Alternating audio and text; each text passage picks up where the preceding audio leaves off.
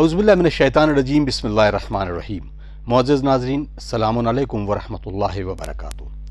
ماہ مبارک رمضان کی 6 تاریخ ہے اور آج براہ راست نشریات کے حوالے سے لکھنؤ اسٹوڈیو سے ایک بار پھر آپ سے مخاطب ہیں۔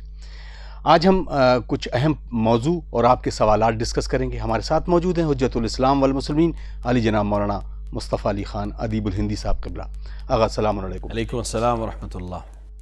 آقا، ماہ مبارک رمضان کی فضیلت کے بارے میں بحمدللہ آپ نے بڑی تفصیل سے بتایا اور ناظرین اس سے مستفیض بھی ہوئے۔ آج ہم یہ چاہتے ہیں کہ جس طریقے سے قرآن مجید کے علاوہ جو کتابیں ہیں اللہ نے جو بھیجی ہیں ان کا نزول بھی ہوا ہے، تو اس پر ایک تبصرہ فرمائیں تاکہ تمام ناظرین جو نوجوان ہیں ان کو بھی یہ علم آئے کہ قرآن کے علاوہ بھی جو نزول ہوئی ہے کتابیں وہ بھی اسی ماہ مبارک میں ہوئی ہیں۔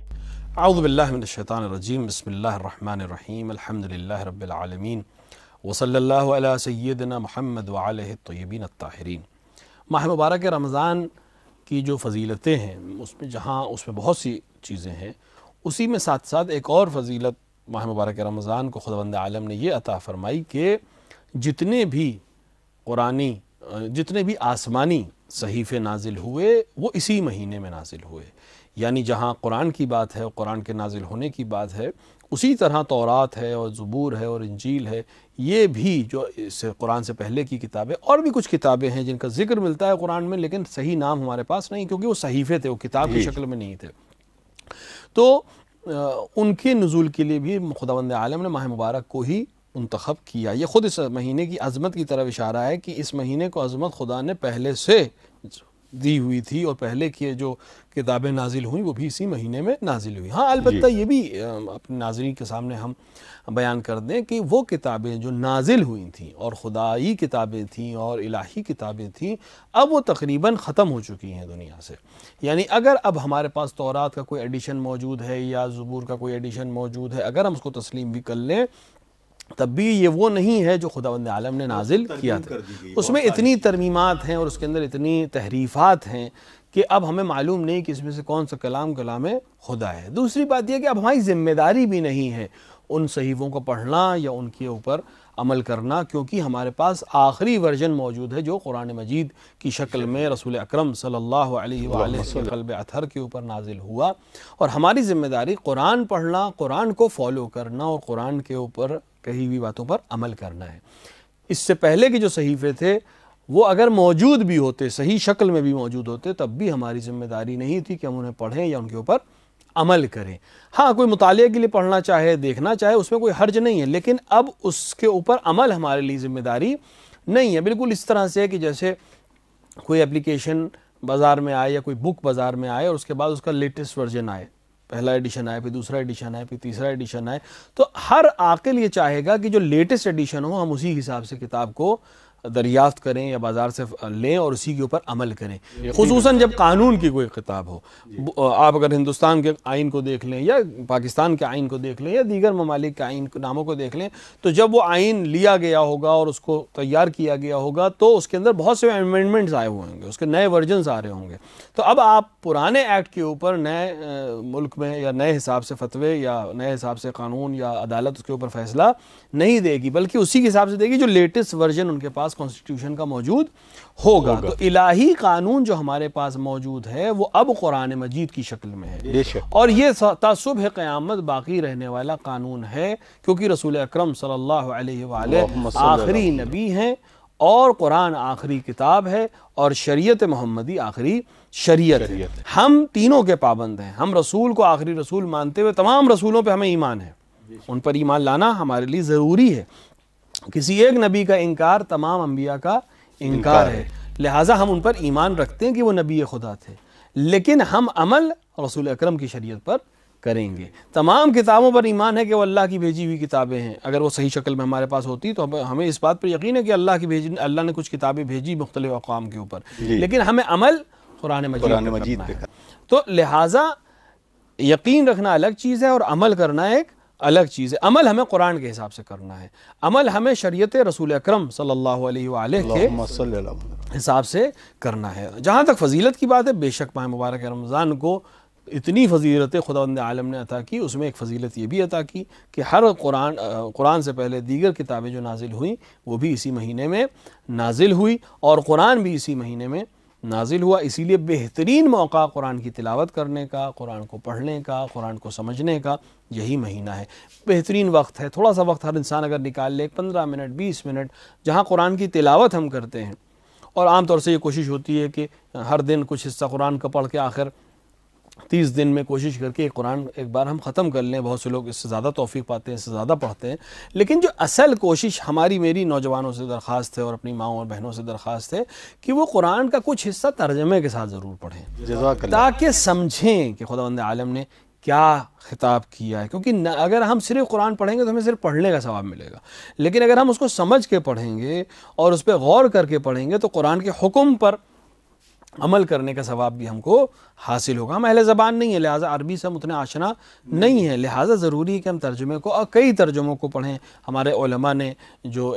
ترجمے کیے ہیں ان کو دیکھیں، ایک دو ترجمے جو بازار میں موجود ہیں ان کو دیکھیں. اب تو بہت آسان ہو گیا، آپ کے لیپ ٹاپ کے اوپر، اپنے موبائل کے اوپر آپ ترجموں کو ڈاؤن لوڈ کر سکتے ہیں. تھوڑا تھوڑا ضرور، اگر ایک مثال کے طور پر ایک پارہ دن بھر میں پڑھ رہے ہیں، تب بھی اگر ایک پیج 2 پیج ترجمے کے ساتھ اگر پڑھ لیں، 1 یا 2 ترجمے ہمارے علماء نے جو کیے ہیں، اور اگر اس سے بڑھ کر وقت نکال سکے، تفسیر کوئی دیکھ سکے، تو پھر انسان کی زندگی میں یقیناً تبدیلی آئے گی، اور قرآن سے انسیت اس کی بڑھنے کے نتیجے میں اس کو دنیا اور آخرت دونوں کی سعادت حاصل ہوگی. جزاک اللہ. اگر بہت خوبصورت ہے اس موضوع کو ہم لوگ آج ڈسکس کر رہے ہیں، لیکن اب سوال جو اٹھتا ہے کہ جو حضور اکرم صلی اللہ علیہ وسلم کے اوپر قرآنی آیات کا جو نزول ہوتا تھا،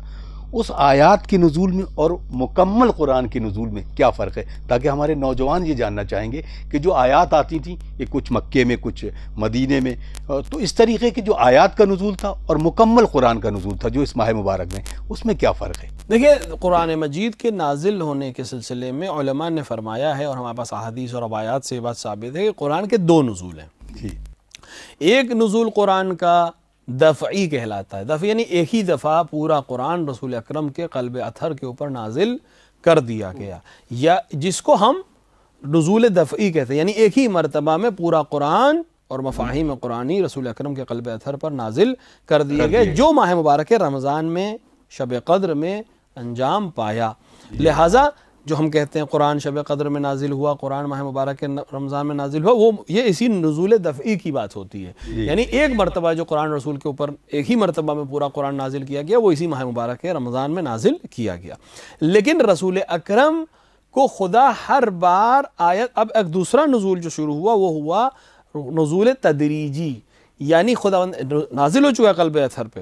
قرآن پہلے سے رسول کے پاس ہے، لیکن اب رسول اکرم جبرائیل کو، کبھی جبرائیل کو بھیجتے تھے، کبھی باقاعدہ وحی کرتا تھا خداوند عالم، وحی ڈائریکٹ رسول کے اوپر وحی ہوتی تھی، کبھی جبرائیل کے ذریعے سے یا کبھی آوازوں کے ذریعے سے، جو ایک وحی کے نزول ہونے کی کیفیت رسول پر ہوتی تھی. تو وہ آیتیں ایک ایک کر کے 2 آیتیں، 3 آیتیں، 10 آیتیں، ایک سورہ، ایک مکمل سورہ، اس طرح سے نازل ہوتا تھا. یہ جو نزول ہے قرآن کا، یہ تقریباً 23 برس کا سلسلہ ہے، جو مکے سے لے کر مدنی آخری زندگی تک، باقی غدیر تک تقریباً اس کو ہم کہہ سکتے ہیں یہ مسائل پھیلا ہوا ہے. یعنی اقرأ باسم ربک الذی خلق سے لے کر الیوم اکملت لکم دین، اور اس کے بعد کی 1-2 آیتوں کا نزول جو ہے وہ قرآن کا نزول تدریجی ہے. یعنی قرآن ایک دفعہ پورا نازل ہو گیا،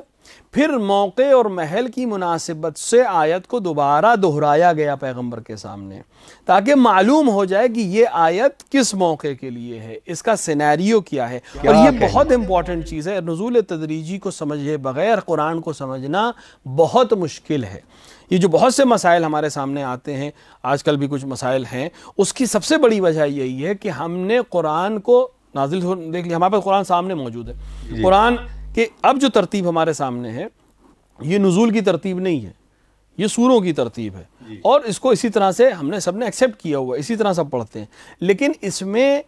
سوائے مفسرین کے یا بہت کم ترجمے ایسے ہوں گے جہاں آپ کو قرآن کے نزول کے اسباب معلوم ہوں گے. یہ آیت کب نازل ہوئی، کس لیے نازل ہوئی، کیا موقع تھا، کیا ہو رہا تھا، سرکمسٹانسز کیا تھے، رسول کہاں تھے. ہم نے سوروں کے شروع میں تو لکھ دیا مکی ہے، مدنی ہے، اس کی کچھ نشانیاں بھی ہیں، لیکن یہ سورہ مکے میں کب نازل ہوا، یہ سورہ مدینے میں کب نازل ہوا، جنگ کا وقت تھا یا امن کا وقت تھا، رسول اللہ سفر پہ تھے، رسول اللہ اپنے گھر میں تھے، جنگ کے ماحول تھا، عین لڑائی کا ماحول تھا، صلح کا ماحول تھا، یہ تمام چیزیں ہیں، شب کا وقت تھا، رات کا وقت تھا، کون سا وقت تھا کہ قرآن کی یہ آیت کیوں نازل ہوئی، کب نازل ہوئی، سیاق کیا تھا، سباق کیا تھا، کس شخصیت کے لیے نازل ہوئی، کیا حادثہ پیش آیا تھا کہ نازل ہوئی، اس کو بغیر سمجھے ہم قرآن کی تفسیر نہیں کر سکتے ہیں۔ اس پہ بھی کوئی شک نہیں کہ قرآن کی ہر آیت ہر زمانے کے لیے، ایسا نہیں ہے کہ یہ قرآن کی آیت ہے تو اب اس کا مطلب ہمیں نہیں ہے، یہ رسول کے زمانے میں نازل ہوئی تھی، اس سے آج ہمیں مطلب نہیں ہے، نہیں، مطلب ہمیں آج بھی ہے، لیکن ہمیں یہ دیکھنا پڑے گا کہ یہ جو نزول ہوا تھا قرآن کا، اس آیت کا، یہ کسی شخص کے لیے نازل ہوئی تھی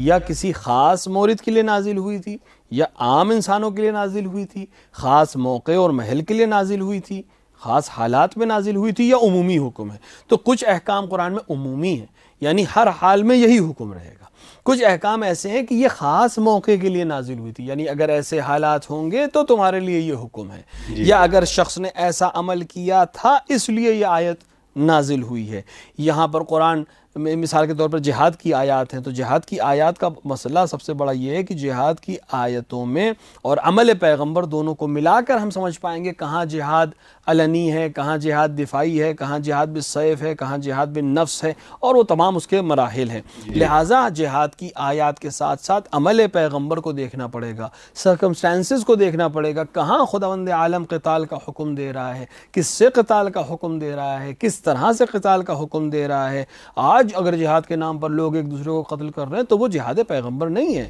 وہ جہاد قرآنی نہیں ہے۔ ہم نے اصطلاح قرآن کی استعمال کی ہے لیکن ہم عمل قرآنی نہیں کر رہے ہیں۔ لہٰذا جہاد کی جب ہم نے ابحاث کی تھی اور بحثیں کی تھی اس سے پہلے کی قسطوں میں، رمضان سے پہلے ظاہراً، تو ہم نے آپ کے خواب میں عرض کیا تھا کہ یہ جہاد کے لیے سب سے بڑی شرط یہ ہے کہ پیغمبر اور جانشین برحق کے پیغمبر کی اذن ضروری ہے۔ لہٰذا اور بھی اس طرح کی بہت سی آیات ہیں۔ تو آیت کے نزول کو سمجھے بغیر آیت کی تفسیر کرنا یا آیت کو سمجھنا بہت ہی مشکل ہے۔ امیر المومنین علیہ السلام کی طرف جو منسوب قرآن ہے اس کی خاصیت یہی تھی کہ امیر المومنین نے جو قرآن پیش کیا تھا اس میں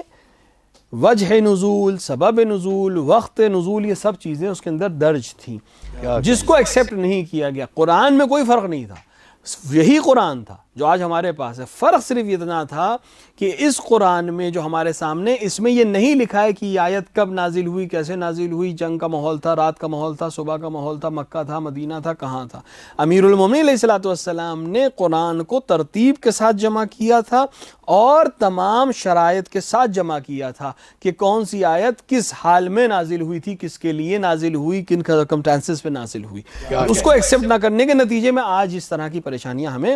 ہو رہی ہیں۔ لیکن اگر آپ تفسیر میں جائیں، علماء کی تفسیر میں جائیں تو وہ چیزیں مل جائیں گی، لیکن خود قرآن میں وہ موجود ہونا مشکل ہے، اور آج کی جو قرآن ہمارے پاس ہیں اس میں وہ چیز نہیں ہے۔ تو خود قرآن کی صورت میں یا قرآن کے حرف میں یا قرآن کے نقطے میں کوئی تحریف نہیں ہوئی، ہم اس کے قائل بالکل نہیں ہیں۔ صرف یہ ہوا کہ مس انفارمیشن یہ ہو گئی کہ اب ہمارے پاس جب تک ہم تفاسیر کو نہ دیکھیں ہمیں یہ معلوم نہیں ہو پاتا کہ یہ آیت کب نازل ہوئی اور کیسے نازل ہوئی اور کیوں نازل ہوئی۔ لہٰذا امیر المومنین علیہ السلام نے اس لیے قرآن کو اس طرح سے پیش کیا تھا کہ تاکہ لوگوں کے لیے واضح ہو جاتا۔ وہ ایکسیپٹ نہیں کیا گیا، لیکن خود قرآن کو ایکسیپٹ کیا گیا۔ ائمہ نے اسی قرآن کو لوگوں کو تعلیم دیا، اسی قرآن کو حفظ کیا، اسی قرآن کو دوسروں تک پہنچایا، اسی قرآن کی تعلیم پیش کی، اور آج تک جو قرآن ہمارے پاس ہے یہ وہی قرآن ہے جو رسول اکرم صلی اللہ علیہ وآلہ وسلم کے قلب اطہر پر 2 مرتبہ نازل ہوا، اس طرح سے کہ ایک دفعہ نزول دفعی ہے جو ماہ مبارک رمضان میں ہوا، اور ایک دفعہ نزول تدریجی ہے جو تقریباً 23 برس کے لمبے عرصے میں پھیلا ہوا ہے۔ جزاک اللہ خیر۔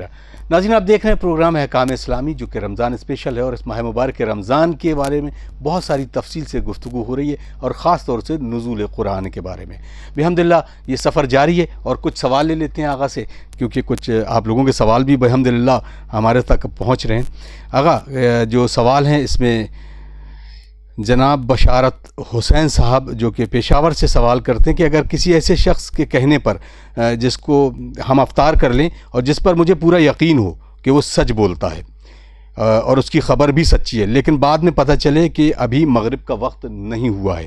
تو کیا اس روزے کی قضا اور کفارہ دینا ہوگا؟ کوئی انسان ماہ مبارک رمضان میں کسی ثقہ کے کہنے پر، یعنی سچے کے کہنے پر، جس پر مورد اطمینان ہے کہ یہ سچ بولتا ہے اور ہمارا لائق اطمینان شخص ہے، اور وہ کہے کہ مغرب ہو گئی افطار کر لیجئے، مثال کے طور پر باپ بیٹے سے کہے وقت ہو گیا ہے افطار کر لو، بیٹا یہ سوچ کر کہ وقت باپ مجھ سے کہہ رہا ہے، یا ماں بیٹی سے کہے یا ماں بیٹے سے کہے کہ افطار کر لو وقت ہو گیا ہے،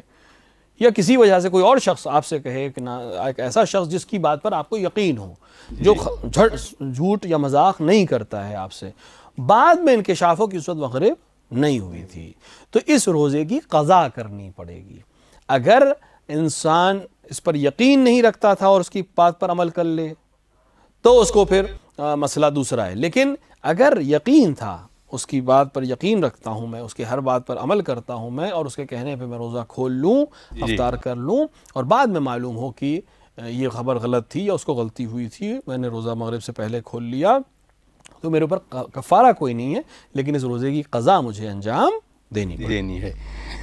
سید مبشر عباس، ان کا بھی سوال بالکل ملتا جلتا ہے، یہ کہتے ہیں کہ اگر خود مجھے یقین ہو جائے کہ مغرب کا وقت ہو گیا ہے اور میں روزہ افطار کر لوں اور اس کے بعد پتہ چلے کہ ابھی روزے کا وقت نہیں ہوا، تو کیا کفارہ واجب ہے یا نہیں؟ ہاں بالکل اسی طرح اگر کوئی انسان خود یقین کر لے کہ وقت ہو چکا ہے، جی، مثال کے طور پر گھڑی دیکھ کے کرتا ہے افطار، گھڑی میں اس کے ٹائم ہو گیا، بعد میں معلوم ہوا کہ میری گھڑی خراب تھی، یا کسی اور وجہ سے اس کو یقین ہو جائے سورج ڈوب چکا ہے، اندھیرا ہو چکا ہے، بعد میں سمجھ میں آیا کہ نہیں سورج اس وقت نہیں ڈوبا تھا بلکہ کسی اور وجہ سے اندھیرا ہو گیا تھا۔ علی کل حال انسان کو خود یقین ہو جائے کہ وقت مغرب ہو گیا ہے اور وہ افطار کر لے، اور بعد میں سمجھ میں آئے کہ وقت مغرب نہیں ہوا تھا، تو ایسی صورت میں انسان کو کفارہ نہیں دینا ہے، لیکن قضا انجام دینی پڑے گی، اس کو قضا رکھنی پڑے گی، اس روزے کی قضا کرنی پڑے گی اگر اسے یقین ہو گیا تھا، اور چونکہ انسان کو اپنے یقین پر عمل کرنا ہے، اور ہر انسان کو اپنے یقین پر عمل کرنے کی اجازت خداوند عالم نے دی ہے، لیکن اگر یقین کے بعد کشف خلاف ہو جائے، یعنی یقین حاصل تھا، اس کے اوپر عمل کر لیا، بعد میں معلوم ہوا کہ یہ یقین میرا غلط تھا، کسی وجہ سے بھی، بہت سی چیزیں ہو سکتی ہیں، گھڑی کی خرابی ہو سکتی ہے، آسمان کسی وجہ سے غلط ہو سکتا ہے، کوئی سی بھی وجہ سے، تو کسی بھی وجہ سے بعد میں معلوم ہو کہ میرا یہ یقین غلط یقین تھا، اور چونکہ میں نے جو عبادت انجام دی وہ غلط انجام دی، خصوصاً ماہ مبارک رمضان میں روزہ مثال کے طور پر، تو اسے قضا اس کی کرنی پڑے گی۔ اسی طرح نماز کا مسئلہ ہے، مثال کے طور پر ایک انسان نماز پڑھ لے اس گمان پہ کہ نماز کا وقت ہو چکا ہے، اور بعد میں اذان ہو اور معلوم ہو کہ نہیں وہ اذان کا وقت نہیں تھا، اب اذان ہوئی، تو اسے دوبارہ نماز پڑھنی پڑے گی۔ یا اسی طرح اگر انسان اس لیے تیمم کر کے وہ نماز پڑھ لے کہ میرے پاس پانی نہیں ہے یا میرے لیے پانی نقصان دہ ہے، اور وقت نماز تمام ہونے سے پہلے اس کے پاس پانی فراہم ہو جائے یا وہ عذر باقی جو تھا وہ ختم ہو جائے، تو اسے دوبارہ وضو کر کے نماز پڑھنی پڑے گی۔ تو لہٰذا یقین کے اوپر عمل کرے گا، لیکن اگر کشف خلاف ہو جائے تو پھر اسے اس خلاف کے لحاظ سے اپنے یقین کو ختم کر کے دوبارہ عمل کرنا پڑے گا۔ بہت خوب۔ ایک اور صاحب کا سوال ہے، یہ ممبئی سے سوال کرتے ہیں، محمد میاں، ان کا سوال یہ ہے کہ ماہ مبارک رمضان کی فضیلت اور عظمت کو دیکھتے ہوئے، کیونکہ اس میں کوئی بھی عمل ہے اس عمل کو کرنے میں بہتر اور اس کا ثواب بھی بڑھ جاتا ہے، تو کیا ہم اپنا خمس، زکوٰۃ اور تمام صدقات کیا صرف اسی مہینے میں نکال سکتے ہیں، اور اس کو کہاں پر خرچ کر سکتے ہیں، یعنی خمس کے علاوہ جو اور چیزیں ہیں؟ دیکھیے، جیسا کہ انہوں نے خود اپنے سوال ہی میں اپنی تقریباً آدھا جواب دے دیا کہ ماہ مبارک رمضان میں ہر عمل ملٹیپلائی ہونا شروع ہو جاتا ہے، یعنی جس خود رسول اکرم نے اس خطبے میں فرمایا کہ اس میں تمہاری سانس تسبیح ہے، تمہارا سونا بھی اس میں عبادت ہے، تو اس سلسلے میں اگر کوئی انسان دوسری عبادتوں کو بھی اسی مہینے میں انجام دینا چاہے جو دے سکتا ہو، تو واقعاً اس کا ثواب بہت زیادہ ہو جائے گا۔ مثال کے طور پر خمس نکالنا چاہے تو اپنا خمس کا وقت رمضان میں ہی طے کر لے کہ ہر سال میں رمضان میں خمس نکالوں گا۔ زکوٰۃ، چونکہ زکوٰۃ کے معاملات ایسے ہیں کہ جب غلہ کٹے گا، جب گیہوں کٹ جائے گا، جب اس کی قیمتیں نکل جائیں گی، تو بہت ممکن ہے کہ رمضان میں ہو، بہت ممکن ہے کہ رمضان میں نہ ہو، کیونکہ رمضان اپنے حساب سے شفٹ ہوتا رہے گا۔ لیکن مثال کے طور پر ابھی گرمیوں میں رمضان، ابھی بہت سی جگہ گیہوں کی کٹائی ہو رہی ہے اور وہ حساب کتاب کر رہے ہیں، تو اگر وہ ان کے اوپر زکوٰۃ واجب ہو جائے تو کوشش کریں کہ ماہ مبارک رمضان میں ہی نکال دیں، تاکہ اس کو رمضان میں عمل کرنے کا ثواب بھی مل جائے۔ لیکن جیسے زکوٰۃ فطرہ ہے، رمضان کے تمام ہونے پر فطرہ واجب ہو جائے گا، لیکن جو دوسرے صدقات ہیں، مثال کے طور کے اوپر انسان امام زمانہ کا صدقہ نکالتا ہے، جل اللہ تعالیٰ فرجہ شریف کا صدقہ، یا اپنے گھر کے لوگوں کے لیے صدقہ نکالتا ہے، یا کار خیر کرنا چاہتا ہے، ایسے ہی کار خیر کرنا چاہتا ہے، تو اس کے لیے واقعاً رمضان میں دیے جانے والا 1 درہم کی قیمت کہیں زیادہ ہے باقی مہینوں میں دیے جانے والے اسی اندازے کی رقم سے۔ اور جہاں تک رہی بات کہ کہاں دیا جائے، تو اگر مستحقین نزدیک ہیں اور آپ کے جان پہچان کے لوگ ہیں ان کو دیا جا سکتا ہے، وہ ادارے جو اس طرح کے اچھے کام کر رہے ہیں، فلاحی کام کر رہے ہیں، ان کو دیا جا سکتا ہے۔ اسی طرح آج کے اس دور میں جو سیٹلائٹ چینلز ہیں، جو چینلز ہیں، جس طرح سے ہم پروگرامز کر رہے ہیں، جس کے ذریعے سے دین نشر ہو رہا ہے، اس میں ان رقومات کو دیا جا سکتا ہے۔ تمام مراجع نے اس کی اجازت دی ہے، اور کیونکہ یہ ایک عمل ایسا ہے کہ اگر آپ نے کسی کو مدد کی تو ممکن ہے اس کی مثلا ایک وقت کی مدد ہو، لیکن اگر آپ کسی چینل کو مدد کرتے ہیں، کسی ادارے کی مدد کرتے ہیں، تو اس کے نتیجے میں نہ جانے کتنے لوگوں کی اور مدد ہوگی، ایک دوسرے نہ جانے کتنے لوگ اور مدد کرنے آگے آئیں گے اس چینل کے تھرو، یا یہ صدقہ جاریہ ہے، یہ صدقہ جاریہ ہو جائے گا۔ آپ کا ایک عمل سبب بنے گا کہ ہزار اور اس عمل سے جڑ جائیں، جس کے نتیجے میں یہ عمل اور بہتر ہو سکے گا، اور لوگوں تک بات پہنچ سکے گی، اور لوگوں تک دین پہنچ سکے گا، اور لوگوں تک اہل بیت علیہ السلام کی ثقافت پہنچ سکے گی، اور ایک بہترین ماحول اور سماج تیار ہو سکتا ہے۔ تو رمضان میں عمل کریں، رمضان میں صدقات نکالیں، اور ساتھ ہی ساتھ ان صدقات کو ایسی جگہوں پر خرچ کریں جس سے دین بھی بنے اور دنیا بھی بنے اور آخرت بھی بنے۔ جزاک اللہ۔ آقا اس میں تھوڑا سا میں آپ سے چاہوں گا کہ جو صدقات کا جو ذکر کیا آپ نے، اس میں امام زمانہ عجل اللہ تعالیٰ فرجہ شریف کا جو صدقہ ہے اور کل جو اپنا صدقہ نکالتے ہیں، کیا اس کو مکس کیا جا سکتا ہے اور اس کو ایک ہی جگہ پہ اکٹھا کر کے کسی شخص کو دیا، مطلب کسی ادارے یا کسی جگہ دیا جا سکتا ہے؟ بالکل، امام زمانہ عجل اللہ تعالیٰ فرجہ شریف کا صدقہ جو ہم نکالتے ہیں وہ مستحب صدقہ ہے، اور ہمارے صدقات بھی مستحب صدقے ہیں، دونوں کو ایک ساتھ نکالا جا سکتا ہے اور ایک ہی جگہ بھی دیا جا سکتا ہے۔ جزاک اللہ، بہت بہت شکریہ آقا۔ یقیناً یہ پروگرام وقت کی تنگی کے حساب سے بالکل ختم ہونا چاہ رہا ہے۔ ناظرین، آپ دیکھ رہے ہیں پروگرام احکام اسلامی، اور رمضان ماہ مبارک کے رمضان میں ہم آپ سے محو گفتگو ہیں، جو کہ لائیو ٹرانسمیشن میں لکھنؤ اسٹوڈیو سے ہم آپ سے گفتگو کر رہے تھے۔ امید کرتے ہیں کہ آپ ہمارے اس پروگرام سے جڑے بھی ہوں گے اور بہت ساری جانکاریاں آپ تک پہنچ رہی ہوں گی۔ ہمیں اور ہماری ٹیم کو دعاؤں میں ضرور یاد رکھیے، خاص طور سے تاکہ ہمیں وہ توانائی ملتی رہے کہ جہاں ہم اس طرح کے پروگرام آپ تک پہنچانے کی سعادت حاصل کریں۔ ہم وقت کے امام کے ظہور کی تعجیل کی دعا کرتے ہیں، پروردگار ہمیں اور ہم سب کو ان کے اوان انصار میں شمار کرے۔ اللہم عجل لولیک الفرج۔